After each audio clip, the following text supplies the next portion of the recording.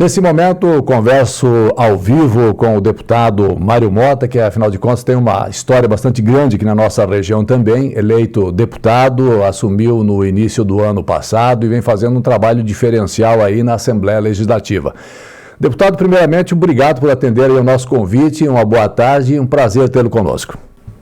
Ô, João, é um prazer imenso da minha parte. Os amigos da RBV, você antecipou uma relação de muito carinho no começo da minha vida com Santa Catarina, quando aqui cheguei, e agora no final do ano, dezembro, está completando 50 anos.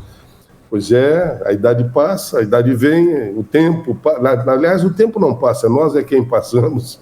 Mas eu cheguei em 1974 em Lages, logo em seguida, nos 5 anos seguintes, a família Brandalize associou-se à família Amaral, com quem eu trabalhava em Lages, Rádio Clube, Cacimba, TV Planalto, e eu participei praticamente, só para dar uma reforçada no que você disse da minha relação com Videira, eu participei da montagem da Rádio Videira AM, que é a sucedânea hoje da Rádio Videira, passou a ser FM, e das demais emissoras que na época pertenciam ao grupo Brandalize, ao grupo Perdigão, e que hoje compõem a RBV. Então, eu estive em Videira muitas vezes, ajudando na montagem da Rádio Videira AM antigamente, quando era da Dona Vilma, ali na Rua do Comércio, e foi transferida para onde hoje nós temos um hospital, ali na área central, lá do prédio da Perdigão. E eu pude manter, na época, uma relação de carinho, de amizade com muitas pessoas da cidade de Videira. Então, eu tenho Videira no coração, você pode ter certeza disso, reforçadamente no momento em que também passei a trabalhar para a RBS aqui em Florianópolis, apresentando o Jornal do Almoço, e estivemos em Videira com o Jornal do Almoço na praça, que eu tenho certeza marcou bastante. Na noite anterior, nós tivemos um baile na SERP, na Sociedade Esportiva e Recreativa Perdigão, que marcava a festa da uva ou do vinho, acho que é da uva, com um show do Gengis Khan, meu amigo, para você calcular o tempo que faz. E isso nunca saiu da minha cabeça. Eu tenho um carinho enorme por Videira, pela região toda, e estamos aqui à sua disposição na Assembleia Legislativa, hoje na condição de deputado estadual. Agora, deputado, de jornalista, apresentador de televisão, de rádio, para político, como é que foi essa passagem? O que te levou a colocar seu nome para uma disputa na Assembleia Legislativa, cargo esse qual o senhor ocupa hoje? Ô, João, a pergunta que mais eu ouço é exatamente essa, com algumas variáveis, né? Uma delas, por exemplo, é: Mário, o que te fez te encantar pela política, né? Por que esse encanto com a política? E a minha resposta é justamente pelo meu desencanto com a política. Curiosamente, eu trabalhei 36 anos apresentando o Jornal do Almoço, apresentava um jornal Panorama da TV Planalto antes, durante quase 10 anos.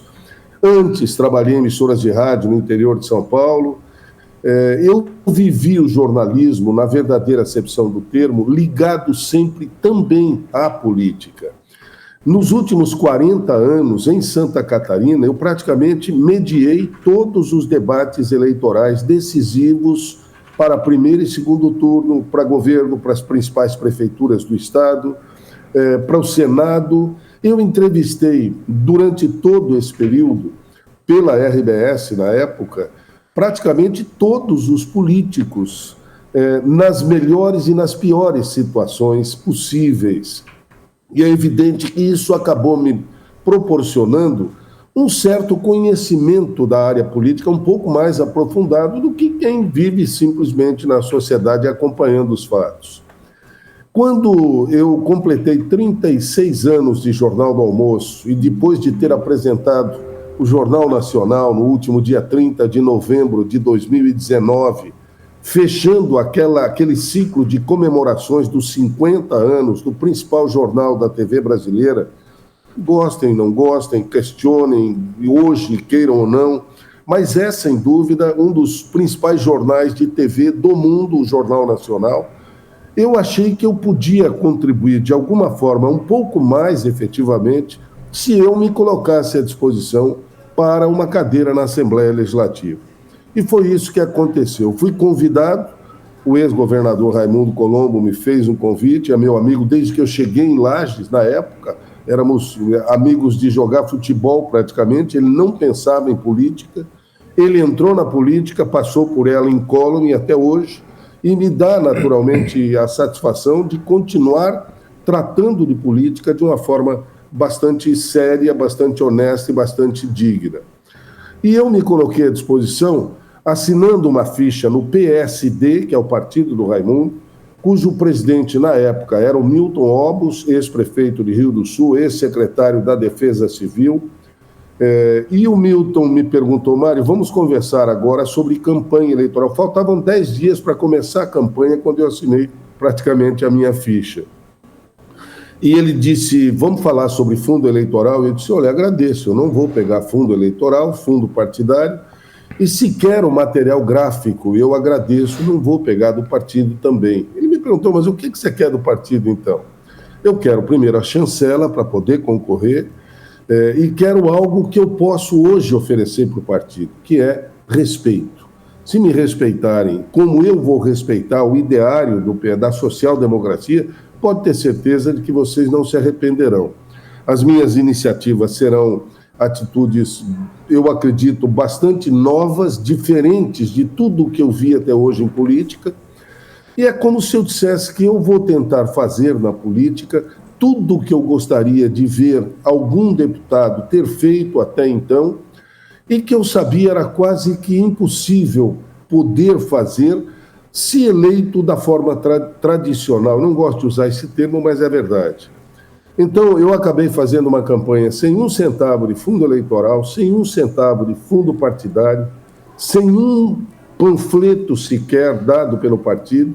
Fiz uma vaquinha na internet, consegui R$69 mil, e com esse valor, praticamente, com pequenas doações que vieram pela internet, eu alcancei 56.363 votos em 271 dos 295 municípios que temos no estado. Aí alguém vai dizer: mas também, Mário, você estava na casa das pessoas todos os dias durante os 36 anos, mas eu nunca, isso eu posso falar com tranquilidade, durante esses 36 anos eu tentei fazer o melhor que eu podia fazer com isenção jornalística na apresentação do Jornal do Almoço.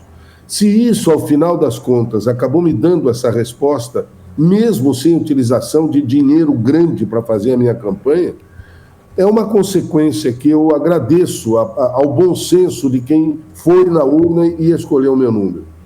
Mas eu tenho clareza, e posso te garantir, João, que a imensa maioria dos votos que me foram concedidos foram votos absurdamente conscientes, de pessoas que saíram de casa, foram à urna, votaram e voltaram para casa sabendo que iam votar naquele candidato. Por quê?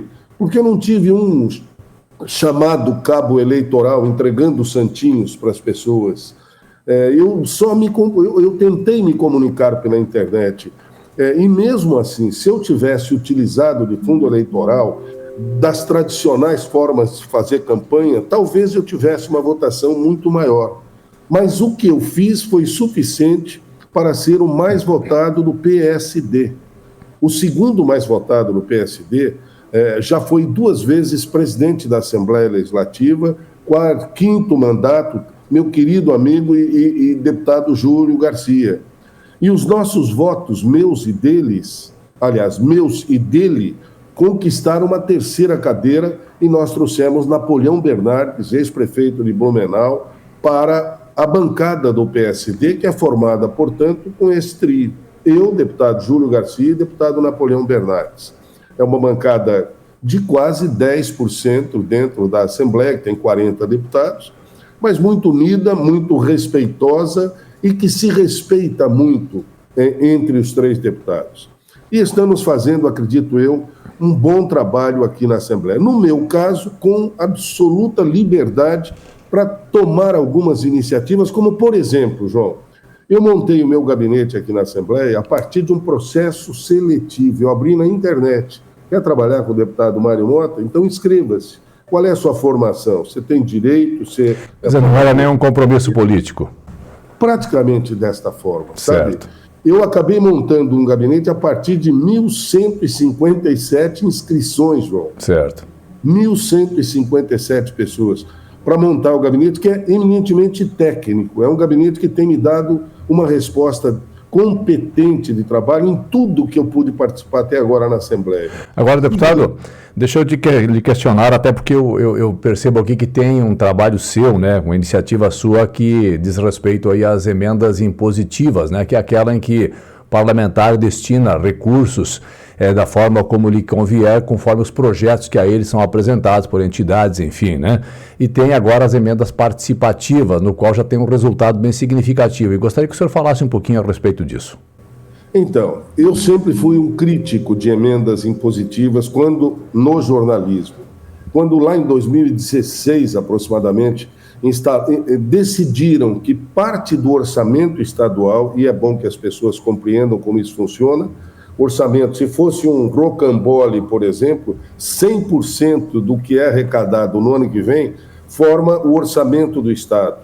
Alguém vem, passa uma faca, tira uma fatia de 1% dos 100% arrecadado, 1% dividido em 40 pedacinhos e pega cada quarentésimo desse pedacinho de 1% e dá para cada gabinete. Então o deputado recebe anualmente 1/40 de 1% para distribuir, como você mesmo disse, a seu bel prazer, a sua forma de avaliação.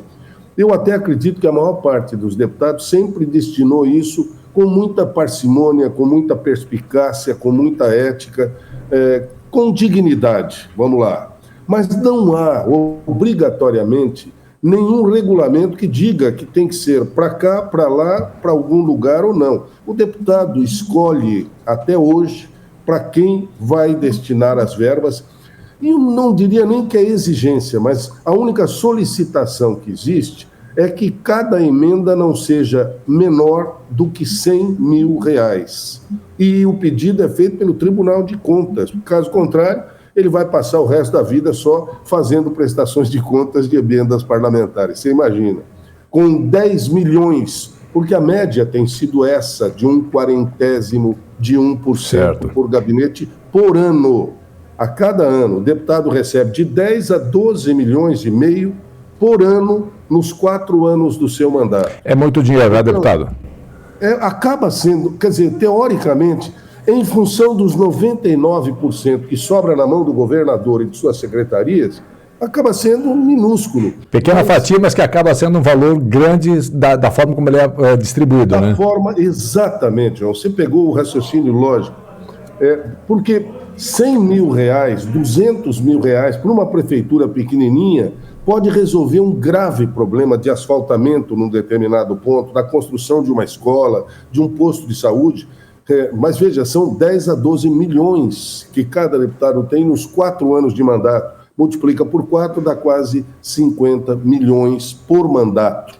Deputado passa 4 anos fazendo política e distribuindo do orçamento do Estado, quer dizer, do dinheiro. Não existe dinheiro público. O que existe é dinheiro do contribuinte, do pagador de impostos. Ele passa 4 anos fazendo política e distribuindo quase 50 milhões do orçamento. Como é que você vai concorrer daqui 4 anos numa possível candidatura à reeleição? Compreende? Isso é que eu sempre achei injusto, com todo o respeito possível, mesmo que não seja essa a intenção do deputado. E essa emenda... Onde ele teve menos votos e onde ele queira fazer mais votos. Certo. Agora, deputado, e essa mudança, essa forma diferente que o senhor está trazendo aí? Cheguei à Assembleia e cai no meu colo. No primeiro ano de mandato, quase 12 milhões. Eu disse, poxa, e agora? O que eu vou fazer? Eu sempre fui um crítico, vou ter que sair por aí distribuindo. De que forma eu posso fazer isso? Com a maior transparência possível, seguindo a legalidade, porque há legalidade, e mantendo a moralidade em si. Quer dizer, não dando margens a ideias de que eu poderia estar utilizando isso com outros objetivos. Nós pegamos o estado de Santa Catarina, dividimos em 6 regiões, inicialmente, e essas 6 regiões que são essas daqui, deixa eu só achar, aqui, aí, são as 6 regiões, nós levantamos o IDH de cada uma dessas regiões. E as regiões mais pobres foram as que receberam proporcionalmente o maior volume de recursos dos 12 milhões que nós recebemos no ano passado e que estão sendo pagas esse ano. Muito bem, abrimos um edital, está aqui, um edital que valeu de 2023 para 2024, recebemos de todo o estado, não importa a cidade, quantos votos eu tive ou não tive, recebemos de prefeituras, de instituições estaduais e principalmente de organizações não governamentais, ONGs, sem fins lucrativos. Nós recebemos 483 projetos, todos eles a partir de R$100 mil, alguns de 300, 400, até 500 mil reais. Fizemos, porque há no projeto, há no edital, critérios aqui embaixo, critérios e quesitos e uma série de orientações de como participar. Você entra neste site, deputadomariomota.com.br/emendas, deputado Mário Mota, Mota com 2 T's, deputadomariomota.com.br/emendas, inscreve a sua instituição tem que estar legalizada, enfim, ela tem que ter a diretoria composta, eleita, o registro feito num cartório, enfim, o básico que vai garantir que a sua instituição seja uma ONG, que esteja legalizada e que seja sem fins lucrativos. E aí você vai ter ali um local para oferecer o seu projeto que vai ser avaliado. No ano passado, para esse, 483 projetos nós recebemos, conseguimos, com os 12 milhões, contemplar 46 projetos. E já estamos com esse edital aberto até o dia 7 de setembro próximo, deputadomariomota.com.br/emendas, 7 de setembro, entre ali, você vai ter esse edital na íntegra, montadinho no digital, você vai fazer a sua inscrição, a inscrição da sua instituição, ou se você é prefeito municipal de alguma cidade da região que esteja nos acompanhando, a sua prefeitura tem um bom projeto a partir de R$100 mil, inscreva a sua prefeitura e dentro dessa possibilidade nós estaremos divulgando os projetos que forem contemplados para serem objetos do pagamento das emendas impositivas, que são as impositivas, mas que a gente passou a chamar de participativas para o ano que vem. E aí acontece algo bastante diferente, que é o que motivou, inclusive, a nossa entrevista, João. Nós conversávamos com o deputado Darcy de Matos, que acaba de assumir na Câmara Federal, de uma maneira definitiva, uma cadeira no lugar do deputado Guide, que é pré-candidato à Prefeitura de Criciúma, o Ricardo Guide. O Darcy de Matos assume, ele é do PSD também, entendeu, compreendeu claramente a ideia do edital e nos propôs aportar do que ele tem na Câmara Federal para distribuir com emendas, que é muito maior do que um deputado estadual, R$3 milhões que serão aportados ao valor que vier para o nosso gabinete. Portanto, se nós recebermos esse 1/40 de 1% esse ano, se for 10 milhões, nós passaremos a ter 13 milhões, anexando 3 milhões do deputado Darcy de Matos, nessa experiência que ele faz e que, quem sabe, dando certo, ele possa aportar no ano que vem até um volume até maior de recursos. Mas muito mais importante do que a ideia de 3 milhões, para mim, é o reconhecimento de um deputado federal de que, distribuindo recursos desta forma, você estará fazendo de uma forma muito mais transparente, muito mais aberta e muito mais respeitosa para com a aplicação do dinheiro do contribuinte. Então eu faço esse registro, o deputado Darcy de Matos é muito conhecido nessa região toda, Planalto, Norte, ele é de Joinville, e nós estivemos em Brasília semana passada, reiterando, confirmando a participação dele no nosso edital. O que vier, terá, além do que vier daqui da Assembleia Legislativa, 1/40 daquela fatia que eu disse, de 1%, certo, que é cortada do orçamento para ser dividida entre os deputados, nós teremos mais 3 milhões aportados dos recursos federais do deputado Darcy de Matos.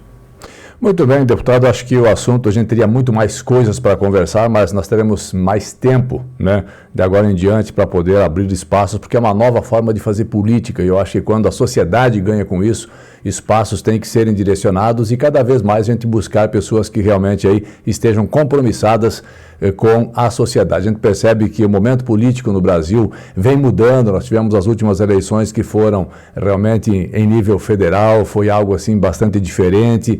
E agora a gente percebe aí essa questão da polarização. Último sábado aí nos Estados Unidos, o pré-candidato lá, o ex-presidente Donald Trump, sendo aí vítima de uma tentativa de assassinato. Então precisamos realmente unir, né, fazer com que as pessoas tenham, logicamente, um pensamento mais positivo e entendam a política como algo construtivo e busquem sempre melhorar cada vez mais em torno da união para que a sociedade seja a grande contemplada. Você tem toda a razão. E violência não se aplica a nenhuma das extremidades da política e nem ao centro. Quer dizer, é inaceitável numa disputa eleitoral, independente de ser o candidato democrata, republicano, socialista, enfim, independente. Violência, não, por favor. Política, para mim, é justamente o inverso. É a arte da negociação, do diálogo. Tanto assim, João, que nas minhas redes sociais, nós montamos um quadro chamado Democracia.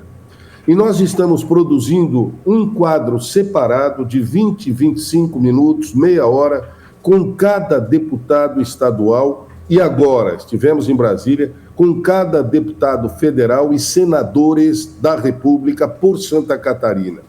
Esses 20, 25 minutos estão sendo ofertados separadamente para cada um deles e delas, uma vez que já fizemos com as 3 deputadas estaduais, Ana Campaiolo, Paulinha e Luciane Carminati também. É uma entrevista que nós fazemos e colocamos na nossa rede social e que tem o nome de Democracia. Democracia é isso, João. É você ofertar no seu site pessoal e político o espaço para que os seus eleitores conheçam os demais candidatos hoje eleitos como deputados estaduais, federais ou senadores.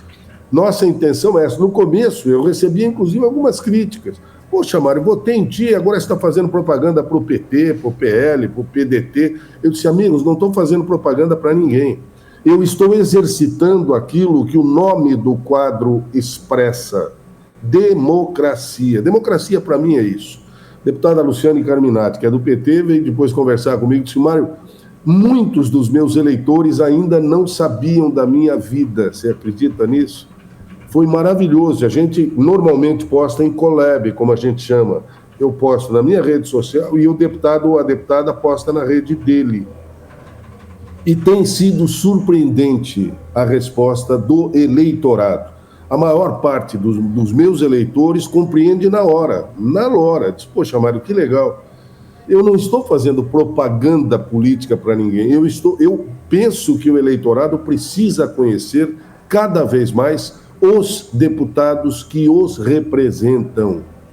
Eu não tenho a menor dúvida disso. E continuaria agindo desta forma, pode ter certeza, meu querido João. E muito breve, eu preciso ir à videira. Eu quero agradecê-lo pela possibilidade de poder conversar com os nossos queridos ouvintes. Agora mais do que isso, né? Telespectadores, ouvinternautas, eu prefiro chamar. Nossos ouvinternautas. Um abraço, João. Um abraço a todos os amigos da RBV. Valeu, obrigado, deputado Mário Mota, conversando conosco aqui no RBV Notícias. Até uma próxima oportunidade. Um bom dia, uma boa semana, deputado. Vamos fazer uma boa tarde, como eu falava no final do Jornal do Almoço, nos 36 anos. Vamos lá, então. Um abraço.